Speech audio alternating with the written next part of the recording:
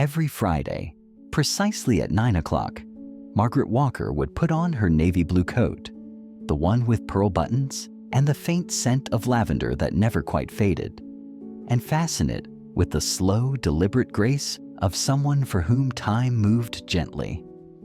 She would take her small polished handbag from the hallway table, always the same one, containing a neatly folded handkerchief, a tiny bottle of rose water, and a faded photograph whose edges had grown soft from years of touch.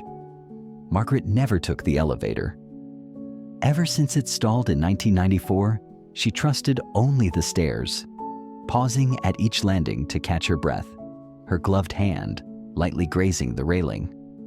The walk to Café Marina took 13 minutes. She knew every crooked tile, every shop window, every echo of the past still stitched into the street. These Fridays weren't routine. They were all she had left. The bell above the door jingled softly as Margaret entered Café Marina, just as it had for the past 16 years. The staff always greeted her with a gentle smile, the kind reserved for regulars who ask for nothing but bring their own kind of warmth.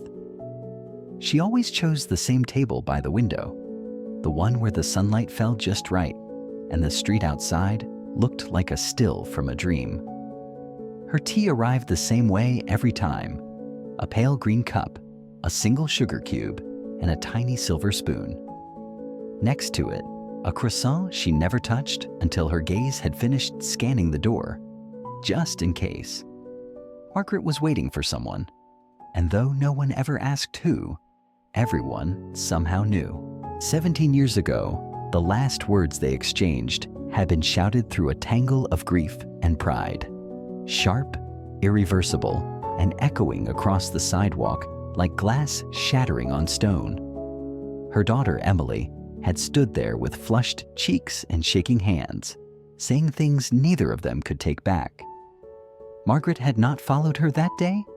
She'd sat down in the cafe, her heart like a stone in her chest, believing, hoping, that time would eventually bring them both back. But Emily never returned. Not a call, not a letter. Just silence that grew louder with each passing year. Years passed, and the cafe changed. The wallpaper was replaced, the music grew louder, the pastries trendier. Yet Margaret remained like a piece of old furniture no one dared to move. A quiet presence anchored in time. Some younger baristas came and went, but the owners knew her name. They didn't ask questions, didn't pry. They simply brought her tea and treated her with the quiet dignity she carried so well. Fridays were hers, and in those few hours, the world felt almost whole. One morning, there was an envelope waiting at her table. No stamp, no handwriting, only her name printed in small serif letters. Her hands trembled as she opened it. Inside, a short message, just one line. "She's gone. I thought you should know."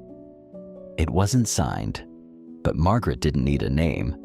The grief, when it arrived, was quiet. No outburst, no collapse, just a stillness that settled in her chest like snowfall. That Friday, she still came. Even grief could not cancel the ritual. She sat by the window, looking not for Emily anymore, but perhaps for her memory, or something even softer: forgiveness. She stirred her tea twice, never sipped. The croissant remained untouched, and for the first time in years, she smiled, not with hope, but with understanding. Some part of her was already letting go. Weeks later, a new family moved into her building. The old neighbors noticed Margaret's window stayed dark, her mail uncollected. In Café Marina, her usual table remained empty, though no one dared to sit there. On a quiet Tuesday, the barista found a photo under the sugar bowl. Margaret and a teenage Emily, arms around each other, caught mid-laughter. Somehow, it had never been there before.